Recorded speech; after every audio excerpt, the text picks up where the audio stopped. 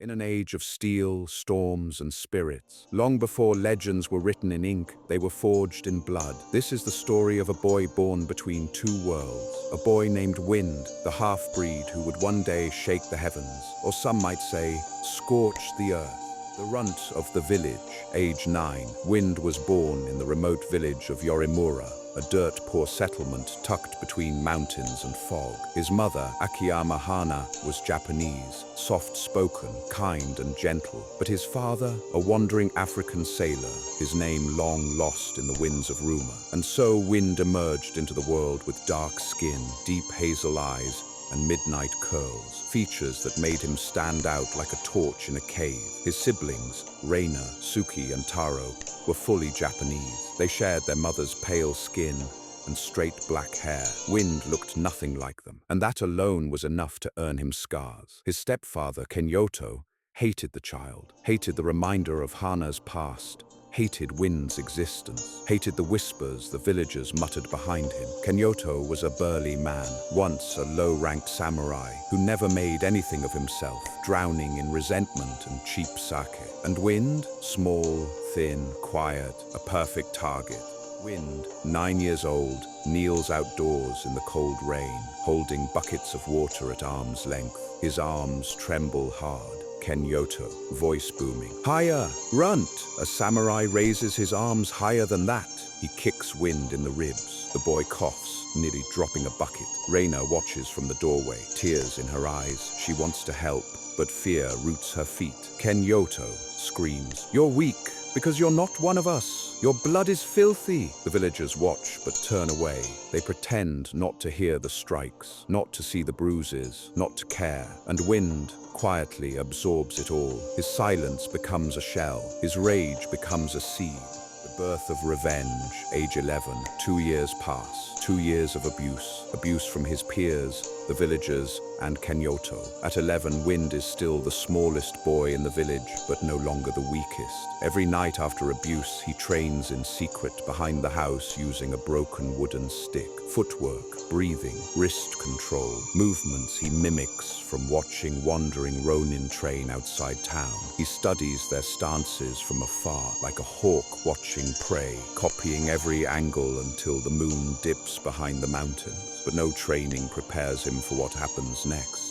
After years of forced labor and being the family's slave, one rainy day changed things forever. Inside the dimly lit home, Kenyoto storms in drunk, breath thick with alcohol and anger. Kenyoto screams, "You useless half-breed! Where's my dinner?" Wind remains silent. Kenyoto's rage grows. He grabs Wind by the hair, slamming him against the wall. Reina screams. Suki shields Taro. Wind's vision blurs. His heart pounds, and then Kenyoto draws a rusted katana. Kenyoto says, "Maybe I should have thrown you into the river the day you were born." And suddenly something inside Wind snaps. A darkness arises in his stomach.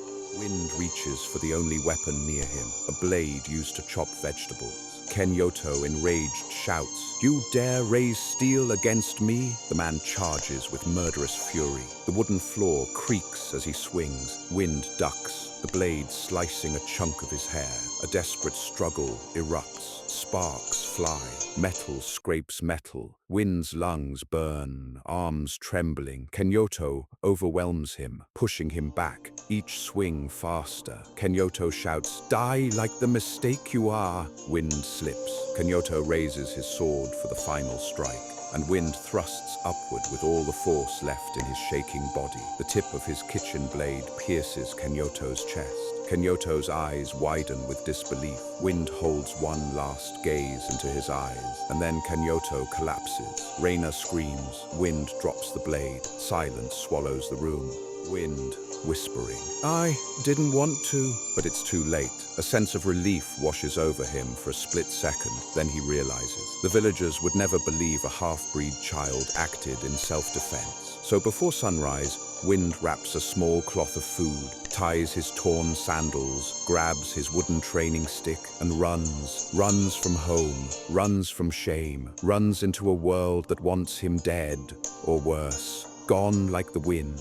Road of Exile, ages 11 to 16. For 5 years, Wind wanders through mountain passes, muddy villages, and bandit-ridden roads. He becomes a ghost, living off scraps, stealing when needed and fighting when forced. He trains obsessively, defending orphan children and fighting off crooked men. Day after day, year after year, he learns to disarm, learns to parry, learns to kill. He sleeps with his sword, he trains with dull knives, does push-ups and pull-ups daily, and becomes a master of combat.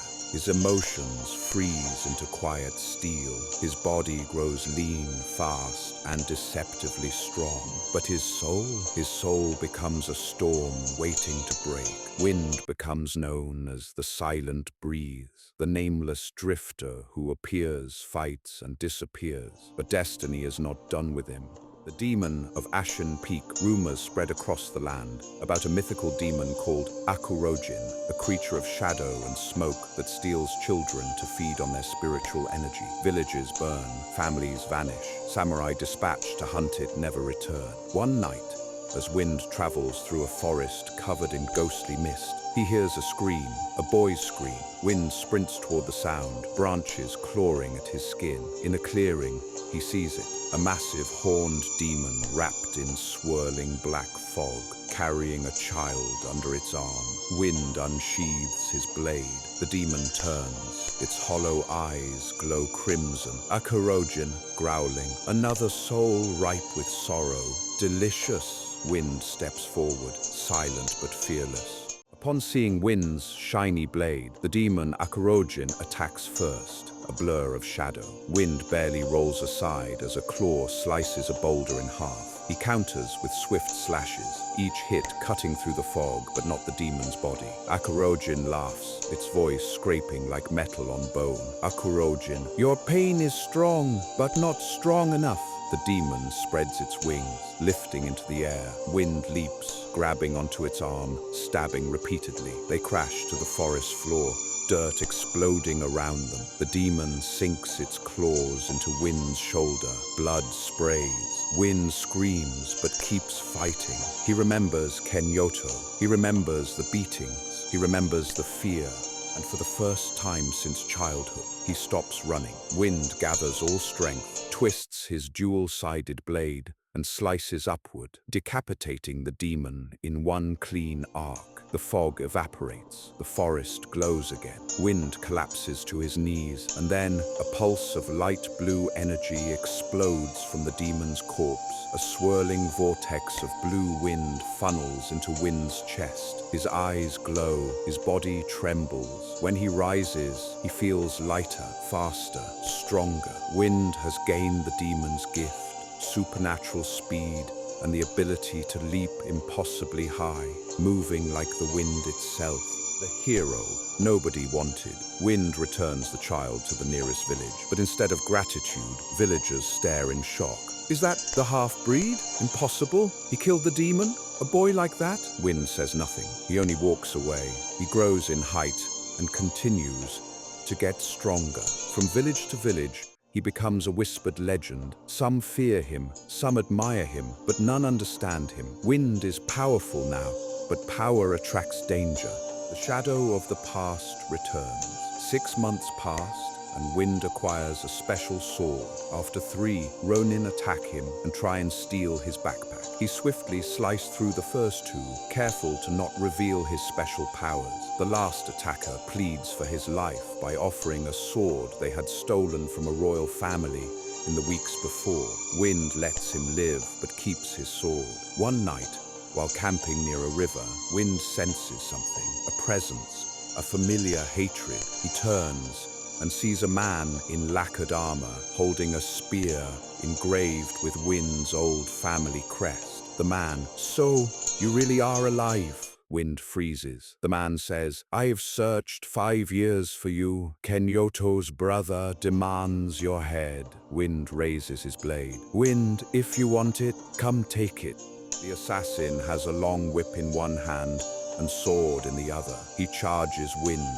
Steel clashes like thunder. Sparks fly. The assassin is skilled, far more skilled than Kenyoto ever was. Wind leaps high, using his new power, flipping over the assassin and striking from behind. But the assassin anticipates it, slicing Wind's leg mid-air. Wind crashes hard, blood pours. Assassin shouts, "You think demonic tricks make you a samurai?" Wind grits his teeth, struggling up. Assassin utters, "You're still just a half-breed mistake." Those words, the same words Kenyoto once spat. Wind's rage ignites. The wind around him begins to swirl violently. He charges faster, leaping into the air faster than the assassin can see, and drives his blade through the man's body, slicing him in half. The assassin drops, armor clattering. Wind breathes heavily, wounded but victorious. But something dark stirs inside him. The demon powers, they are growing and they are thirsty.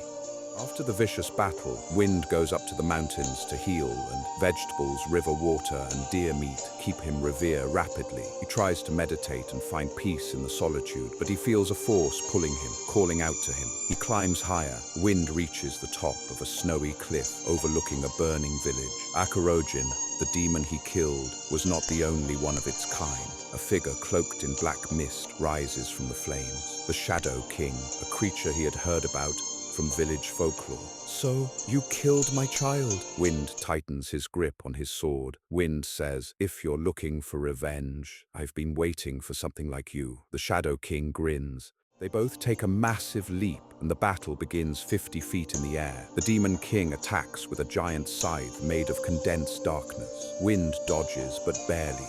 Each swing tears the earth apart. Wind strikes dozens of times, but the blows pass through the creature like smoke. Wind, gasping, "Damn, he's different." The Shadow King teleports behind him and impales him through the side. Wind coughs blood and falls to one knee. Shadow King growls, "You carry our power, but you do not understand it. Give in, become mine." Wind's vision fades. His heartbeat slows. He hears Reina's voice, Suki's laughter, Taro's cries. He thinks of the boy he saved, the people who whispered his name with hope. Wind clenches his fist. Wind whispering, "My life is my own." Wind explodes upward with a cyclone blast, using every last drop of his demon-gifted speed. He slashes diagonally. The Shadow King roars as his form cracks, but the demon is not fully destroyed. As the Demon King melts into shadow, he laughs. Shadow King yells, "You cannot kill darkness, Wind.